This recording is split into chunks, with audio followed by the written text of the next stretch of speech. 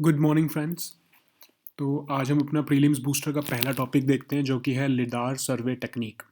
ठीक है, तो national high speed rail corporation limited जो है उसने ये डिसाइड किया है कि लाइट डिटेक्शन एंड रेंजिंग सर्वे जो टेक्निक है, जो लेज़र इनेबल्ड टेक्निक होती है, उसका यूज़ करके वो ग्राउंड सर्वे करेंगे जो कि दिल्ली से वाराणसी का जो हाई स्पीड रेलवे कॉरिडोर बनाया जा रहा है उसके लिए जो ग्राउंड सर्वे करना है वो लिडार सर्वे टेक्निक से यूज़ करेंगे। ठीक है, तो जो दिल्ली से वाराणसी का जो ये हाई स्पीड रेलवे जो कॉरिडोर बन रहा है वो ऑलमोस्ट 800 किलोमीटर्स लॉन्ग है। तो उसकी जो ये ग्राउंड सर्वे की जिम्मेदारी है वो national high speed rail corporation limited को दी गई है। ठीक है, तो उन्होंने ये डिसाइड किया कि लिडार जो टेक्निक है उसका यूज़ करके वो ग्राउंड सर्वे करेंगे। तो जो दिल्ली से वाराणसी का जो हाई स्पीड रेलवे का जो कॉरिडोर है उसमें बहुत सा अर्बन एरिया आता है, रूरल एरिया आता है, हाईवे आते हैं, रोड आते हैं, घाट, रिवर, ग्रीन फील्ड, बहुत कुछ आता है। तो इसलिए एक्टिविटी अगर ग्राउंड लेवल पर ही करते वो, मतलब नॉर्मली ग्राउंड सर्वे पे ही अगर ट्रेन के थ्रू या व्हीकल के थ्रू अगर किसी थ्रू के मैनुअली करते तो बहुत ज़्यादा टाइम लगता और उतनी एक्यूरेट वो शायद ना हो पाती। तो ये कि ये बहुत मॉडर्न टेक्निक है, लिडार सर्वे टेक्निक जो है उसका यूज़ करके इसको ग्राउंड सर्वे को कंडक्ट किया जाएगा।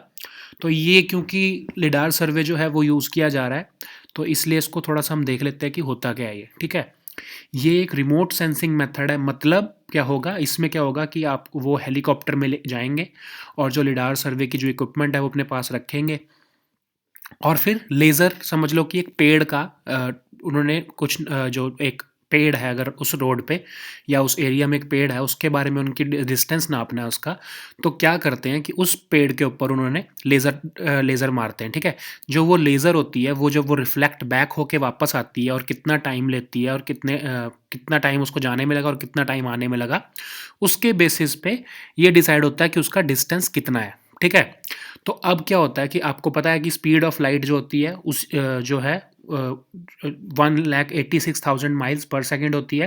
तो उसी के ही बेसिस पे एग्जैक्ट डिस्टेंस पता करती है ये टेक्नोलॉजी। ठीक है, इसलिए ये बहुत इंक्रेडिबली फास्ट होती है। अब आप सोच लो कि कितनी देर लगेगी एक लेज़र को जाने में और वापस आने में। तो विद इन दो सेकेंड्स, मिली सेकेंड्स के अंदर ही हमको पता लग जाता है कि कितना डिस्टेंस है इस ऑब्जेक्ट का अर्थ के सरफेस से। ठीक है, तो ऑब्जेक्ट के जो वेरिएबल डिस्टेंस है अर्थ के सरफेस से उसको टेक्निक उसको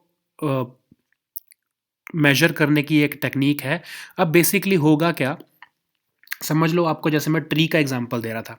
ठीक है, तो अलग अलग तरह से ट्री के टॉप पे, ट्री के जो बॉटम पे उन्होंने सर्वे की जो के लिए जो लेज़र लगाई है वहाँ पर मारी है, उससे क्या होगा कि एक 3D इंफॉर्मेशन बन जाएगी, एक 3D एक इमेज बन जाएगी। समझ लो कि ये हेलीकॉप्टर जा रहा है, यहाँ से एक उन्होंने पहली वो मारी लेज़र उसके बॉटम पे ट्री के, तो उनको डिस्टेंस पता लग गया। ठीक है, दूसरा उन्होंने जो लेज़र मारी ट्री के टॉप पर, उनको इन दोनों के बीच का, टॉप से लेके बॉटम तक का जो डिफरेंस है ट्री का वो पता लग गया और एक तरह से उसकी पूरी एक 3D इमेज उनके कंप्यूटर में तैयार होके आ जाएगी कि इतना बड़ा ये पेड़ है, इसकी टहनियाँ इतनी साइज़ की हैं और जो भी मतलब बेसिकली उनके जो जो इन्फॉर्मेशन चाहिए वो उस लेज़र के थ्रू सारा डिस्टेंस नाप के, एक तरह से मेजरिंग स्केल है ये जो टेक्निक, और सारा वो ट्री के बारे में पता कर लेंगे कि उसका कितनी हाइट है। अब ट्री का एग्जांपल छोड़ो और एक और एग्जांपल ले लो, कोई समझ लो एक छोटा सा एक उसमें हिल आ जाता है, हिल टॉप आ जाता है, तो उसको वैसे नापना हो तो कितना टाइम लगेगा उसके उसकी हाइट को मेजर करना हो तो। लेकिन लिडार सर्वे में क्या होगा, वही कि हेलीकॉप्टर से वो उसकी पूरी एक 3D इमेज बना लेंगे, लेज़र मार मार के उसका डिस्टेंस मेजर कर लेंगे और फिर उसके हिसाब से आगे के अपनी जो ग्राउंड सर्वे है वो पूरा कंप्लीट करेंगे। ठीक है, तो ये लिडार सर्वे टेक्निक जो है वो बेसिकली लाइट का यूज़ करके डिस्टेंस को मेजर करने की एक टेक्निक है। ठीक है, अब नेक्स्ट टॉपिक हमारा है थारू ट्राइब। अब यूपी में क्या डिसाइड किया है कि यूपी में बलरामपुर, बहराइच, लखीमपुर और पीलीभीत, ये कौन से 4 डिस्ट्रिक्ट हैं जो नेपाल के साथ बॉर्डर पे हैं।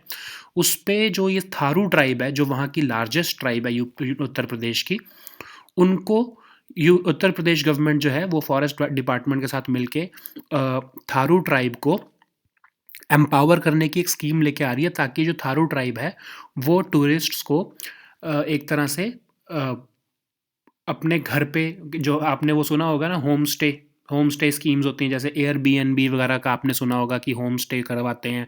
घर के कोई टूरिस्ट है उसको आप अपने घर पे ठहराओगे और उसको अपने घर का खाना दोगे, उसको आप अपने आसपास का कल्चर दिखाओगे। तो government of Uttar Pradesh is embarking on this mission की थारू ट्राइब के लोग जो हैं वो अपने फॉरेस्ट में या अपने विलेजेस में बाहर के टूरिस्ट भी, इंटरनेशनल टूरिस्ट भी और डोमेस्टिक टूरिस्ट भी, उनको अपने पास लेकर आएँ और अपने एक एक्सपीरियंस कराएँ अपने विलेज का और अपने कल्चर का, ठीक है।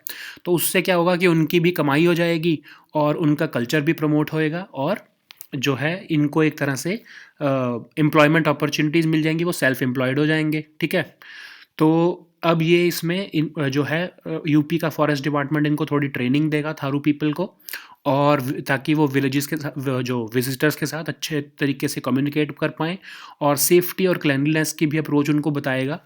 और फिर क्या होगा कि जब ये होम स्टे स्कीम होगी, उसमें क्या होगा कि जो ये होम ओनर्स है, थारू होम ओनर्स, वो डायरेक्टली जो टूरिस्ट से चार्ज कर सकते हैं और उनको अकोमोडेशन दे सकते हैं अपने घर में और होम कुक्ड मील्स दे सकते हैं और उनको अपना आसपास एक तरह से कल्चर दिखा सकते हैं, ठीक है। तो ये बहुत एक पॉपुलर अप्रोच है आजकल टूरिज़्म की। तो ये government of Uttar Pradesh is doing a very fine job for this Tharu tribe, ठीक है। अब ये थारू पीपल होते कौन है, ठीक है। ये तेराई जो लोलैंड्स हैं हमारे, जो खासकर जो उत्तराखंड और हमारे जो नेपाल के जो तेराई वाला रीजन है, वहाँ पर ये ट्राइब पाई जाती है, ठीक है। तो या तो ये फॉरेस्ट ड्वेलर्स हैं या फिर ये एग्रीकल्चरिस्ट होते हैं। तो ये थारू जो वर्ड है वो कहाँ से निकला है? स्थावीर। स्थावीर मतलब थेरावड़ा जो बुद्धिज़्म है उनके फॉलोअर्स को हम कहते थे स्थावीर। तो ये जो थारू जो लोग हैं वो बेसिकली माना जाता है कि ये थेरावदा बुद्धिज़्म जो है वो उसके फॉलोअर्स हैं। अब ये थारूस जो हैं वो इंडिया और नेपाल दोनों में रहते हैं। इंडिया में कहाँ रहते हैं खासकर? ये उत्तराखंड, उत्तर प्रदेश और बिहार। अब ये तेराई रीजन हमारा इसी एरिया में पड़ता है ना, उत्तराखंड, उत्तर प्रदेश और बिहार में। तो ये जो नेपाल के बॉर्डर डिस्ट्रिक्ट्स हैं जो इंडिया में, वहाँ पर ही ये जो ट्राइब है वो पाई जाती है, ठीक है। और यूपी में सब जो उत्तर प्रदेश में रिसेंटली देखा है कि 20 लाख जो है पॉपुलेशन वो शेड्यूल्ड ट्राइब की है। उसमें जो सबसे ज़्यादा जो पॉपुलेशन है वो थारूज़ की ही है, ठीक है। अब इनका डिफरेंस क्या है, इनकी यूनिक क्या है इनके कल्चर के बारे में? एक तो इनकी लैंग्वेज जो है वो इंडो आर्यन सब ग्रुप की है, ठीक है। कुछ लोग थारू लैंग्वेज बोलते हैं, कुछ लोग सेंट्रल नेपाल में भोजपुरी भी बोलते हैं और कुछ ईस्टर्न नेपाल में जो थारू रहते हैं वो मैथिली भी बोलते हैं। ये वर्शिप करते हैं लॉर्ड शिवा को, लेकिन इनकी सुप्रीम बीइंग जो है वो नारायण है, ठीक है। तो और इनमें एक बहुत खासियत क्या है कि जो थारू विमेन हैं उनके स्ट्रॉन्ग प्रॉपर्टी राइट्स हैं as compare to property rights of women in our north Indian Hindu custom, ठीक है। तो ये एक बहुत एक प्रोग्रेसिव उनकी अप्रोच है कि विमेन के वहाँ पर प्रॉपर्टी राइट्स जो हैं वो बहुत अच्छे हैं। They consume alcoholic beverages and some eat beef. तो ये चलो उनके जो लाइफस्टाइल के बारे में थोड़ा बहुत डिस्कस किया हुआ है, इट्स नॉट टू इम्पॉर्टेंट। तो हम नेक्स्ट टॉपिक पे अपने मूव ऑन करते हैं, जो कि है ऑर्गेनिक फार्मिंग इन लक्षद्वीप। तो लक्षद्वीप जो ग्रुप ऑफ आइलैंड्स है, उस पूरे ग्रुप ऑफ आइलैंड्स को ऑर्गेनिक एग्रीकल्चरल एरिया डिक्लेयर कर दिया गया है। तो वहाँ पर जो सबसे ज़्यादा जो उनका प्रोडक्ट उगाया जाता है, जो जिसकी सबसे ज़्यादा खेती की जाती है वो है कोकोनट, ठीक है। तो और उसके लिए वो कह रहे हैं कि अब ऑर्गेनिक फार्मिंग करके हम जो कोकोनट है उसको और ज़्यादा बढ़ाएंगे और बेटर मार्केटिंग टेक्निक्स देंगे, और उससे क्या होगा कि हम पूरे साल round the year processing of coconut करेंगे, ताकि हम जो कोकोनट और कोकोनट प्रोडक्ट्स हैं उसको पूरे इंडिया में बेच सकें और इवन एक्सपोर्ट भी कर सकें, ठीक है। ऑर्गेनिक फार्मिंग क्या होती है थोड़ा सा देख लेते हैं। Ecologically based pest controls and biological fertilizers use करती है और करते हैं हम ऑर्गेनिक फार्मिंग में as compare to conventional farming, ठीक है। कन्वेंशनल फार्मिंग में तो आप केमिकल फर्टिलाइजर और केमिकल पेस्टिसाइड्स यूज़ करते हो। इसमें क्या करते हो, एनिमल और प्लांट वेस्ट के थ्रू ही आप खेती को करते हो। अब ये याद रखो कि अगर स्टेटमेंट आती है कि ऑर्गेनिक फार्मिंग में बिल्कुल भी किसी भी तरह के हम पेस्टिसाइड्स या पेस्ट कंट्रोल या फिर फर्टिलाइजर्स यूज़ नहीं करते हैं, तो वो स्टेटमेंट गलत होएगी, क्योंकि हम इसमें एनिमल और प्लांट वेस्ट का यूज़ करते हैं, ठीक है। और इसमें हम कुछ बहुत ही कम लेवल पर पेस्टिसाइड्स का यूज़ करते हैं। तो इसलिए क्या होता है कि ये जो टेक्निक है ऑर्गेनिक फार्मिंग की, जो टेक्निक है वो बेसिकली परंपरागत कृषि कहते हैं जिसको, वो ऑर्गेनिक फार्मिंग वही चीज़ है, ठीक है। इससे क्या होता है कि हमारे जो पेस्टिसाइड्स हैं उसका कम यूज़ हो रहा है, ठीक है। फिर सॉइल इरोजन कम होगा उसकी वजह से। जो नाइट्रेट लीचिंग हो जाती है ग्राउंड वाटर में, नाइट्रेट लीचिंग से क्या होता है, अमोनिया आ जाता है आपके ग्राउंड वाटर में ज़्यादा, और या फिर सरफेस वाटर पे जब अमोनिया आ जाता है तो आपके बॉडी में उससे क्या होगा कि लिवर की डिसीज़ हो जाएगी, या आपकी बॉडी में अमोनिया से क्या होगा, नाइट्रेट बेसिकली क्या होगा, आपकी बॉडी में प्रोटीन कंटेंट ज़्यादा बढ़ा देगा और उससे अमोनिया की आपको प्रॉब्लम आने लग जाएगी। तो ये आपकी बॉडी के लिए भी सही नहीं होता है, और इवन ये सॉइल के लिए भी सही नहीं होता है, ठीक है। और क्या होता है कि इसमें ऑर्गेनिक फार्मिंग से क्या हो रहा है, क्योंकि हम एनिमल और प्लांट वेस्ट का यूज़ कर रहे हैं, तो हम एक तरह से एनिमल का जो वेस्ट है उसको रिसाइकिल कर देते हैं, ठीक है, बैक टू द फार्म। लेकिन इसकी एक प्रॉब्लम भी है कि इससे क्या होता है कि जो ऑर्गेनिक फार्मिंग से की टेक्निक से जो चीज़ बनाई गई है, जो एग्रीकल्चर प्रोडक्ट्स बनाए गए हैं, वो थोड़े से कॉस्टली होते हैं फॉर कंज्यूमर्स। जो आप जैसे और हम जैसे लोग हैं, उनके लिए जो हम कंज्यूमर्स हैं उनके लिए थोड़ी सी ये महंगी पड़ेगी उनको ख़रीदने की। ऑर्गेनिक जो वेजिटेबल आप या फ्रूट खरीदोगे तो थोड़े से महंगे होंगे एज़ कम्पेयर टू कन्वेंशनली जो क्रॉप उगाई जाती है उससे, ठीक है। इससे क्या होगा कि यील्ड भी थोड़ी सी कम आती है, ठीक है।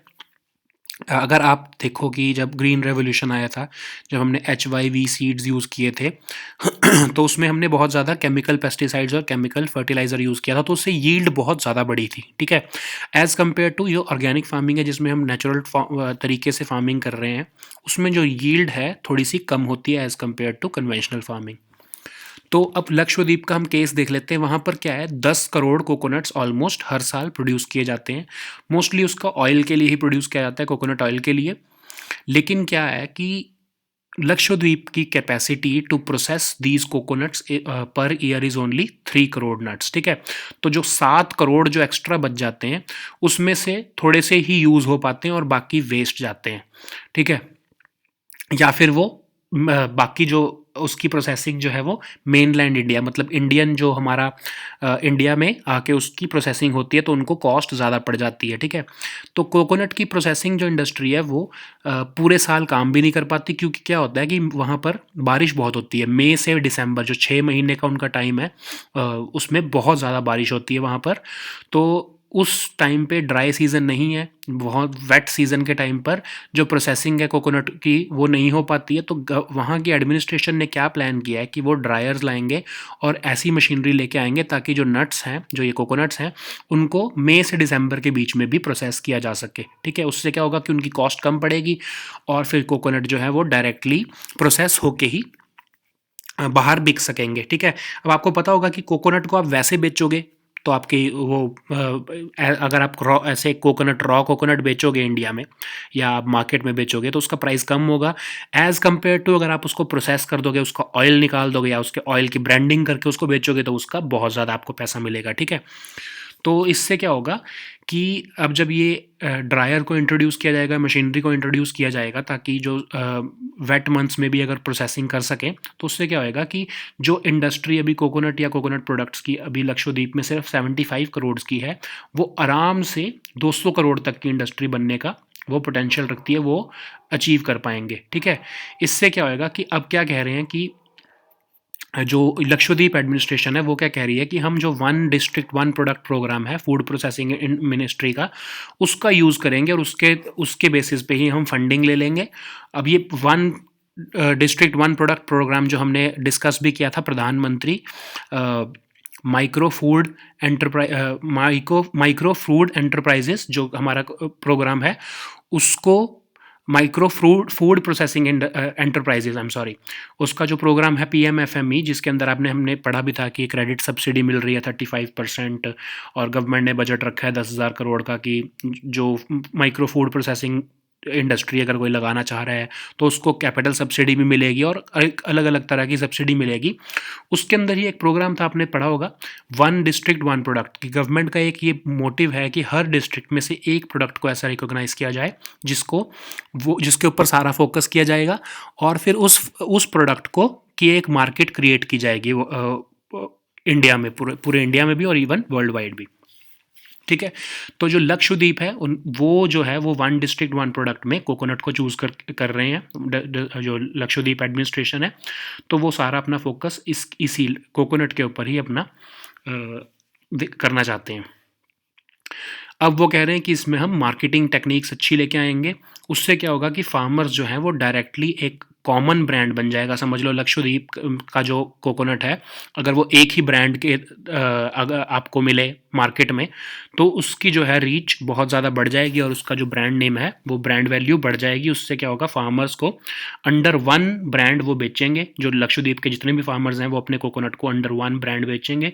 तो जैसे अमूल का सक्सेस है, जैसे कि बहुत सारे आपने देखे होंगे, इवन त्रिपुरा के बैम्बूज का जैसे सक्सेस अभी रिसेंटली आपने देखा होगा, तो वैसा ही success probably they would be able to replicate in Lakshadweep also. ठीक है, तो अब नेक्स्ट हमारा टॉपिक है सिप्री रिपोर्ट। अब ये सिप्री रिपोर्ट क्या है, ये बेसिकली की रिपोर्ट होती है कि क्या ट्रेंड्स चल रहे हैं मिलिट्री एक्सपेंडिचर के वर्ल्ड वाइड, या फिर मिलिट्री इंडस्ट्री का क्या ट्रेंड चल रहा है वर्ल्ड वाइड, उसके ऊपर ये सिप्री जो है वो एनुअली रिपोर्ट निकालता रहता है, या फिर स्मॉल रिपोर्ट्स जो है, जो क्वार्टरली या सेमी एनुअली रिपोर्ट्स हैं वो भी निकालता रहता है सिप्री।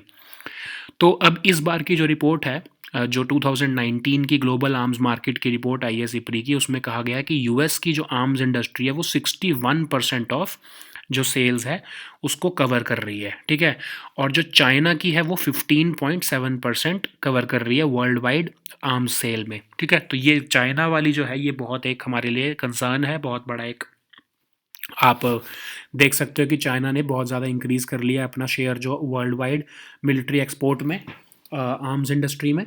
ठीक है, तो 6 कंपनीज़, ये थोड़ी रिपोर्ट की जो है फाइंडिंग्स दी हुई हैं कि 6 यूएस की कंपनीज़ और 3 चाइना की फर्म्स जो हैं वो टॉप 10 में आ चुकी हैं। ठीक है, तो ऑलमोस्ट देख लो आपके 6 + 3 9, तो जो 10 में से जो 9 कंपनीज़ हैं वो यूएस और चाइना की ही हैं, उनमें से एक, और जो 10 में से सिर्फ एक कंपनी है जो ब्रिटेन की है इस टाइम पर। ठीक है, अब फर्स्ट टाइम जो टॉप 25 कंपनीज़ में एक कंपनी आई है यूनाइटेड अरब एमिरेट्स की, मतलब वेस्ट एशिया के रीजन की पहली कंपनी आई है टॉप 25 में। वो कैसे बनाई गई थी, 25 डिफेंस एंटिटीज़ थी जो यूएई की, उन सबको कंसोलिडेट करके बनाया गया था। जो एज नाम की एंटिटी थी वो, उसने भी अपना एक अपनी एक स्पेस बनाई है टॉप 25 की डिफेंस इंडस्ट्री में। फ्रेंच ग्रुप डसॉल्ट, डसॉल्ट कौन सा है, जिस जो हमको रफाल फाइटर जेट सप्लाई कर रहा है, तो वो भी 38th पोजीशन से 17th प्लेस पे आ गया है। 2 रशियन कंपनीज जो हैं वो भी टॉप 25 में आ चुकी हैं। तो अब आप ये देख रहे हो कि रशियन कंपनीज जो हैं उसमें वो टॉप 25 में सिर्फ 2 ही हैं, 15वें पोजीशन पे और 25वें पोजीशन पे। बाकी सबसे ज़्यादा यूएस की कंपनीज़ हैं और चाइना की कंपनीज़ हैं। तो ये चाइना की जो कंपनीज़ का जो शेयर बढ़ता जा रहा है, it is a matter of concern for the entire world and not just India. ठीक है, अब सिप्री के बारे में थोड़ा सा देख लेते हैं हम। Stockholm International Peace Research Institute जो है वो एक इंडिपेंडेंट इंटरनेशनल इंस्टीट्यूट है, जो कि पब्लिक डोमेन में जो इन रिपोर्ट्स होती हैं या डेटा होता है उसका एनालिसिस जो है वो आम जनता के लिए या पॉलिसी मेकर्स के लिए या रिसर्चर्स के लिए या इवन मीडिया के लिए देते हैं ये। और ये बनाया कैसे गया था, इसको स्वीडिश पार्लियामेंट ने इसको बनाया है सिप्री को, और इसको एनुअल ग्रांट मिलती है स्वीडिश गवर्नमेंट से, तो उसी के बेसिस पे, उसी की फंडिंग पे चलता है। तो इसकी जो सबसे फेमस रिपोर्ट होती है जो हर साल आती है वो है trends in world military expenditure. ये एनुअल रिपोर्ट है इनकी। ये यूपीएससी में भी कई बार एग्जाम में क्वेश्चन में आपको हमने देखा है कि आ जाती है, क्योंकि ये बहुत न्यूज़ में रहती है। तो इसी के मुताबिक है, जैसे होता है कि कभी कभी आपने देखा होगा कि India is the largest importer of arms and equipment. तो ये सिप्री रिपोर्ट से ही हमको पता लगता है कि कौन सी कंपनी, कौन सी कंट्री जो है सबसे ज़्यादा इंपोर्ट कर रही है, कौन से ज़्यादा सबसे ज़्यादा एक्सपोर्ट कर रही है, या कोई भी ट्रेंड क्या चल रहा है मिलिट्री एक्सपेंडिचर का वर्ल्ड वाइड। ठीक है, तो इसके ऊपर आप एमसीक्यूज़ कर लेना और एडिटोरियल्स भी पढ़ लेना। We'll meet next time with new topics. Until then, good bye and take care.